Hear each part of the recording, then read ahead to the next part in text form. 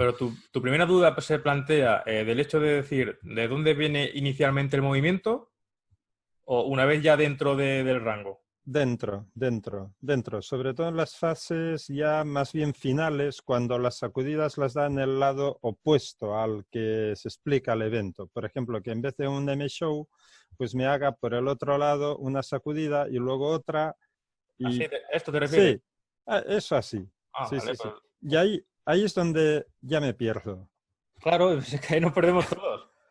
Vale, Ahí está la gracia pues de esto del mercado y por lo que claro. no es tan sencillo como parece. En primer lugar, lo primero que tenemos que tener claro y que tiene que dar claro a todo lo que estamos aquí es que las etiquetas están muy bien únicamente para entender, únicamente si entendemos el concepto que hay detrás de ellas, ¿vale? Vale. Inicialmente yo lo que veo aquí es estos tres eventos que lo que me hacen es parar este movimiento bajista, ¿vale? Y dan Sí, inicio a un proceso de lateralización, de rotación entre compradores y vendedores. Lo hemos explicado en algún vídeo. ¿Qué pasa aquí? Inicialmente, si tú te vas a ver los ejemplos clásicos, ideales de libro, ¿a qué le sigue esto? sí, Y tú claro. te pierdes y te hace esto. Exacto. Ahí Claro. está. Pues esto es muy interesante y que ninguna metodología, sobre todo Wyckoff, ¿no? Ningún autor se paraba a explicar o a razonar por qué sucedía esto. Y es algo que tuvimos que hacer nosotros desde el punto de vista de, vamos a ver, ¿eso por qué pasa? Pues tan sencillo llanamente porque el que ha comprado aquí tenemos dos casuísticas que están explicadas no sé si estás en la parte privada, pero ahí tenemos algunos vídeos sobre esto. Eh, el que ha comprado aquí, ¿vale? No sabemos en primer lugar la capacidad que tiene, no sabemos hasta dónde va a seguir apoyando el movimiento, ¿vale? Esto quiere decir que si llega a esta zona de liquidez, a lo mejor para él le es suficiente y abandona la posición. Vale. ¿Vale? Siempre teniendo como premisa más importante la incertidumbre, que no sabemos lo que va a pasar, ¿vale? Eso como base, eso es primordial, es que si no no avanzamos. Entonces, que aquí han comprado, eso no creo que lo pueda discutir nadie, ¿no? Porque hemos Eso es un visto hecho. posteriormente el desarrollo del precio. Pero los operadores, los especuladores que aquí han comprado, ¿cuándo se van a salir? No sé. Esa es la duda que tenemos todos, ¿vale? Si estos operadores que han comprado aquí realmente tienen previsión de ver el precio aquí, ¿vale? Pues van a seguir apoyando todo el movimiento y van a seguir comprando, ¿vale? Porque su objetivo es maximizar, en este caso, el riesgo que han tomado.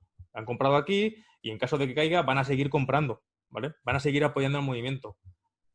No sabemos cuándo van a salir esos operadores. Entonces, desde ese punto de vista, ¿qué hacemos nosotros al respecto? Si no sabemos esta gente que ha comprado aquí cuándo va a salir, ¿qué hacemos? Gestión cuando alcance la zona operativa siguiente, ¿vale? En este caso siempre tratamos de que sean los extremos del rango. Sí, sí, sí. No sabemos cuándo van a salir, yo no me puedo anticipar a lo que van a hacer ellos.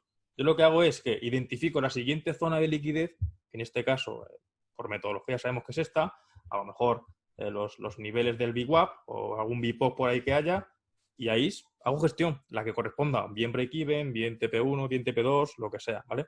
Vale, vale. Esa es la primera casuística que tenemos.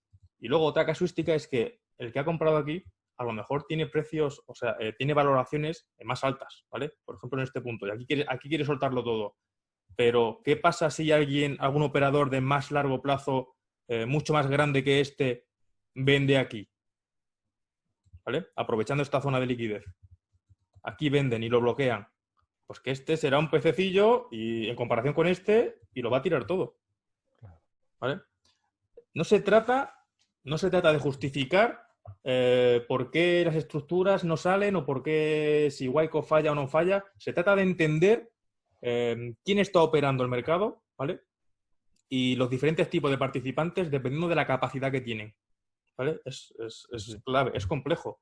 Tenemos participantes de corto plazo y participantes del largo plazo, ¿vale? Los participantes de corto plazo, obviamente, pues van a operar dentro de lo que dudo mucho que dejen operaciones abiertas entre días o entre semanas. Seguramente operadores intradiarios van a operar dentro de lo que es la jornada, la sesión, ¿vale? Y van a salirse. Operadores de más largo plazo. Operadores, en este caso, al ser de más largo plazo, se supone que tienen una mayor capacidad que estos operadores del corto plazo, ¿vale? Entonces, tenemos que ver cómo interactúan también entre ellos. Tú puedes haber alcanzado la zona que sea, pero si hay un Goldman Sachs o no sé quién de Citadel o cualquier mesa de trading gorda que considera que aquí tiene que vender, tú puedes haber hecho lo que quieras, pero aquí te venden, ¿vale? Llega la gran ballena, te vende y te lo tira todo. Como no lo sabemos, seguimos en un entorno de incertidumbre, zona de gestión, ¿vale? Zona de gestión, la que sea. Bien break-even, bien TP, lo que sea. Es Yo normal, aquí, esta duda es muy interesante Gracias. porque puede pasar eso, claro, y llega y te sacude y se va y te vuelve a sacudir y luego se va. Y dices, joder, Wacom no vale para nada. Joder, macho, no es que no valga para nada, es que si tú no sabes, si no entiendes el funcionamiento del mercado, el saber distinguir los diferentes operadores, intentar determinar quién tiene el control, es muy complicado, claro que es complicado, ¿vale? Pero esto no te lo muestran los libros. en Rubén, yo creo que es más o menos en línea con la misma pregunta, porque, por ejemplo, en el gráfico que estás mostrando, Sí. en principio la apuesta es que esto es una acumulación, pero Sí. lo que estás comentando es que, Sí, pero lógicamente, en este, no se ojo, puede saber. claro, ojo, en este punto, Sí, correcto. Pero la pregunta es, ¿puede ser que esto al final acabe siendo una acumulación y se vaya para arriba, una distribución, pero también puede ser una redistribución? Y efectivamente. entonces la pregunta es, ¿hay alguna pista en medio de la estructura o en una fase más que en otra donde podemos tener alguna posibilidad más para decir esto es acumulación o esto es una redistribución? Lo primero es que no lo sabemos. Siempre hago referencia a los vídeos privados, pero es que está ya ahí documentado esto. Lo repasamos. Lo primero es que es imposible que nadie te diga que sabe o que va a saber o que puede saber si una estructura va a ser acumulativa o distributiva. Eso no lo sabe nadie, ¿vale? Partiendo de esa base. Luego lo que tenemos que hacer es analizar un poco las huellas que nos encontramos. Yo he parametrizado una serie de huellas que me parecen interesantes evaluar para intentar determinar quién tiene el control. La básica, fundamental, voy a citar las tres más importantes. Son, por un lado, la sacudida, ¿vale? La primera. Por otro lado, la reacción que hay tras la sacudida, ¿vale? Y por otro lado, si consigue romper, lo que pase tras la ruptura. Nos tenemos que basar en eso. Es que no hay más, ¿vale? Dentro de rango, pues sí, si el tipo de test me lo hace más arriba o más abajo, ¿vale? Si tengo test por la parte superior, pues ya me sugieren cierta fortaleza, ¿vale? En este caso, los compradores tienen la capacidad de empujar el precio, ¿vale? Aquí vemos cierta debilidad al no poder el precio caer, al no poder cotizar en la parte baja. Luego vemos, sobre todo, la sacudida y la reacción que tiene. Este cambio de carácter es el que yo quiero ver, ¿vale? Pero con todo eso, no te podemos asegurar en ningún momento que se vaya a confirmar realmente la acumulación, que es un poco lo que no le gusta a Bueno, yo no te puedo decir algo que no es, ¿vale? Yo te puedo sugerir que en base, en base a lo que viene haciendo el precio, para mí lo más probable es que rompa, ¿vale? Y aquí voy a evaluar, ¿vale? O sea, yo solo puedo plantear un movimiento, en este caso es el de ruptura. Esto también es, cuidado, porque la gente, no, aquí ya te plantean la ruptura, no. O sea, yo en este punto, en el punto real, viendo esto como 1 y viendo la sacudida como 2, solo te puedo plantear el movimiento de ruptura, que es el movimiento de búsqueda de liquidez aquí. Pero yo no sé si este movimiento de búsqueda de liquidez va a ser aceptado, ¿vale? O va a ser rechazado. Es lo difícil, es la gracia. Entonces, cuando sucede esto, pues aquí tenemos que evaluar cómo reacciona el precio. Si es aceptado para seguir continuando hacia arriba o si por el contrario se rechaza este descubrimiento y baja de nuevo. Pero no se puede saber, que es lo que mucha gente, con el afán de intentar controlar, no le gusta este enfoque o no sabemos, macho. O sea, solo podemos evaluar lo que está haciendo el precio justo hasta el momento presente. Y en este punto, bajo mi punto de vista, por las huellas que hay, el desequilibrio está del lado de los compradores, ¿vale? Pero este razonamiento solo te puede llevar incluso a plantear el escenario de ruptura, nada más. Porque como bien dice el compañero, aquí puede volver a sacudir y tendríamos que volver a reanalizarlo todo. Aló, buenas. Hola. Hola. Hola Rubén. ¿Qué tal? Bien. Una pregunta. Justamente, ¿se puede considerar antes del sprint tomar una posición? O sea, me ha pasado varias veces que a veces obviamente no se ve el sprint tan claro Bien. y por lo menos en ese gráfico, antes del sprint real, yo puedo considerar ahí también tomar algún tipo de, o sea, considerar eso como un sprint, a pesar de que falló, ¿En qué punto? pero el que está justo antes del, o sea, el último bajo antes del sprint. ¿Aquí? Ese, exacto. Considerar esto como sprint. Porque me ha pasado que el gráfico a veces, Esto. exacto, a veces tomo posiciones allí en ese test, o sea, en el test de ese valor, pero a veces no corre completo y, o sea, siempre me saca el sprint, pues. Pero Sí. a veces sí corre, a veces sí Es, gira. es igual, es que no puedes saber cuándo se va a dar ese evento de test en C, que sería este, ¿no? De sacudida final antes de continuar. A nosotros siempre nos verás trabajar con sacudidas de extremos totales, ¿vale? Porque entendemos que son las que mayor confianza nos da a la hora de plantear un escenario. No es lo mismo esta sacudida, ¿vale? Esta mini sacudida que te sacude ese mínimo local que esta sacudida que te sacude ese mínimo total, ¿no? Del extremo de la estructura. Entonces yo inicialmente aconsejo esperar como mínimo la sacudida, en este caso, del selling climax, ¿vale? Eso ya te puede ayudar. Luego, sí, el que conozca un poco la metodología, pues sabe que esto puede ser a lo mejor el LPS, ¿no? Que no llega a sacudir mínimos y desde aquí se va. Pues si se te va, macho, ¿dónde lo vas a estar esperando? Si esto se te va, o sea, si sucede esto, ¿cuál sería nuestro planteamiento ahí? Sí, esperar en el BUEC. ¿Ya está? Tan sencillo como eso, como esperarlo aquí para la continuación. Es que no podemos hacer más.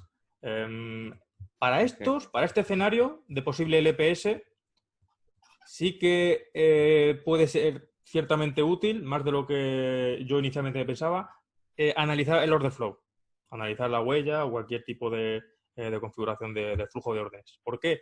Porque si yo veo un gran desequilibrio aquí a favor de los compradores, aunque no me haya sacudido como esto, ¿no? El mínimo total de selling climax, pues me puedo plantear a lo mejor ese evento, que este sea el evento de test en C y que sea el que desequilibre finalmente toda la estructura y la deje como acumulativa. Me lo puedo plantear. Pero nosotros inicialmente nos gusta trabajar con sacudidas totales porque no tienen la misma implicación. Una sacudida de liquidez, una búsqueda de liquidez como esta, ¿vale? Que tiene cierto recorrido, no es lo mismo que una mini sacudida de este mínimo, ¿vale? Implícitamente no tiene la misma lectura, no tiene la misma fortaleza en este caso para los alcistas. Claro. Okay. Entonces, mi recomendación es que esperar a la sacudida de esto. O de este, en caso de que esté buscando el Laptras. Claro. Muchas gracias, Rubén. Nada.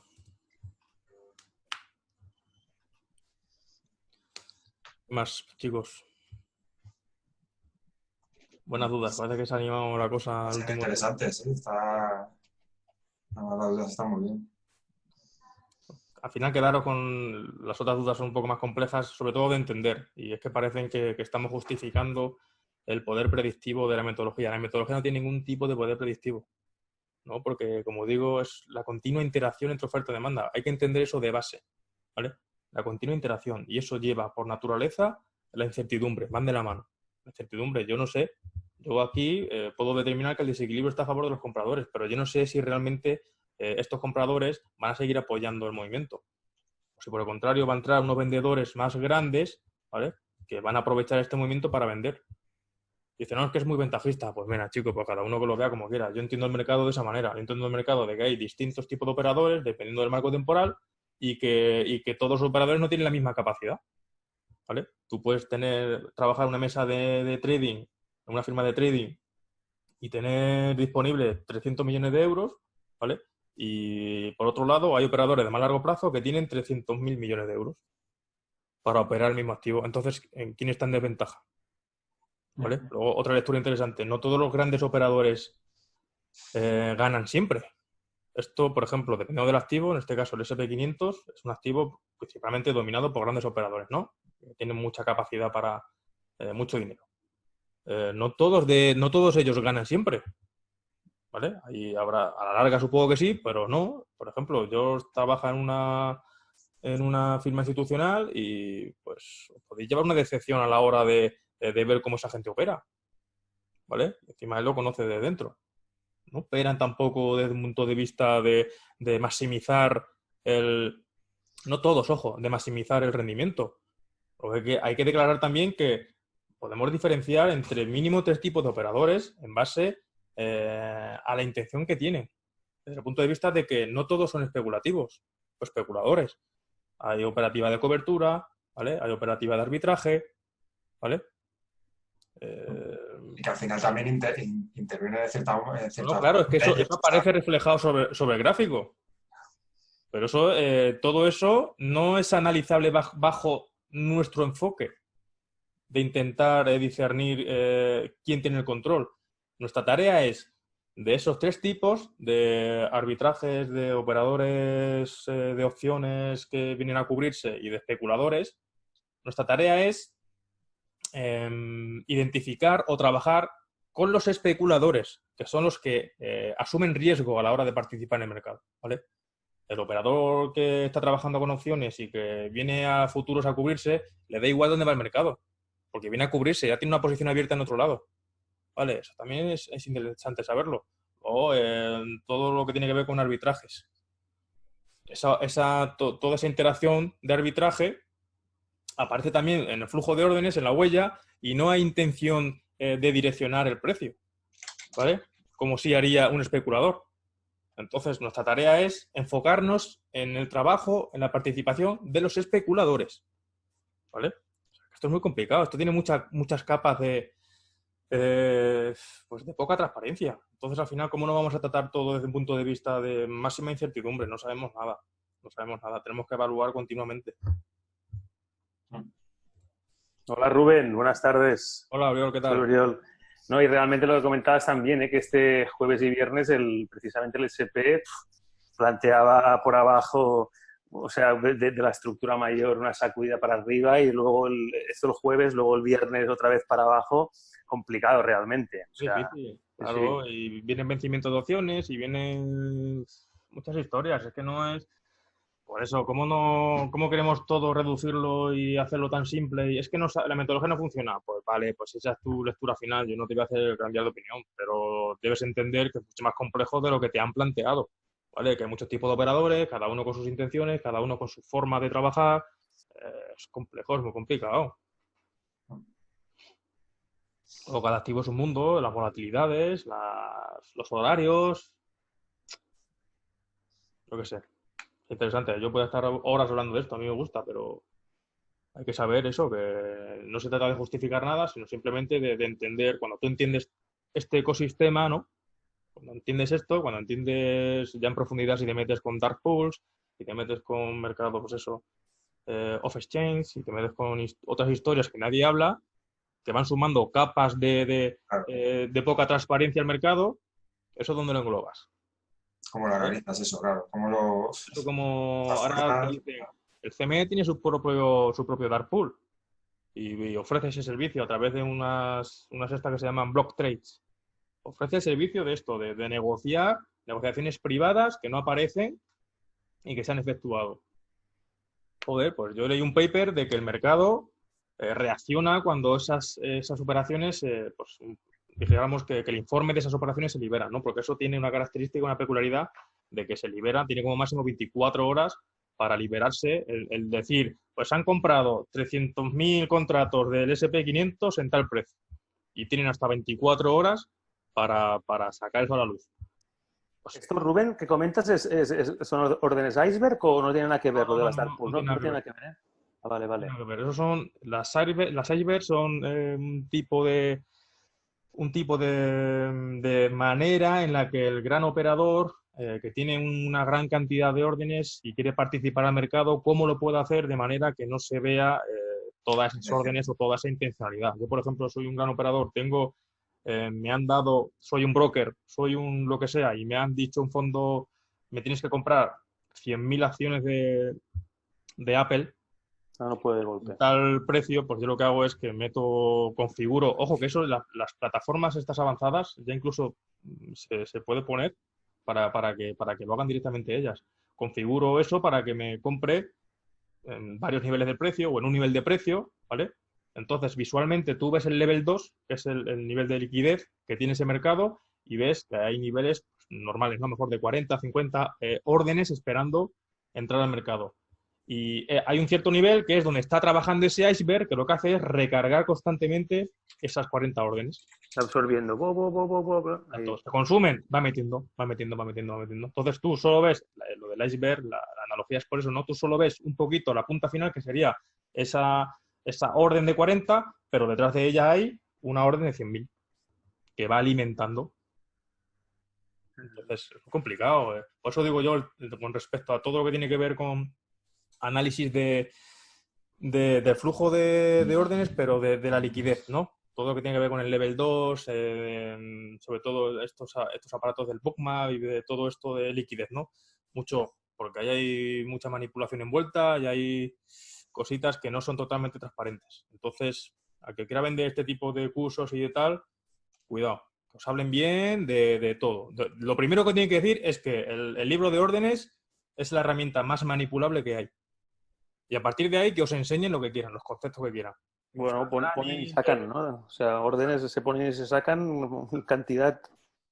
Sí, se ve clarísimo a veces. Y que luego ten en cuenta que en el mercado hay diversas formas de participación, entre ellas las más conocidas, entradas a mercado, entradas stop, entradas limit. En este caso, el libro de órdenes solo refleja las limit. ¿Vale? O sea, tienes dos tercios que no puedes analizar, porque las entradas a mercado y las entradas stop, el libro de órdenes ni las huele. Entonces, ¿qué tipo de operativa tienes que hacer para basarte únicamente en un tercio de las órdenes? No, combinas las dos y bueno, y lo que decís, con cuidado, si no, no. Yo no digo que no funcione. Yo lo poco que he conocido, a mí no me da la suficiente confianza como para trabajar con ello. Eso no quiere decir que cuando ya me canse de hacer lo que hago, pues diga, pues ahora me meto con eso.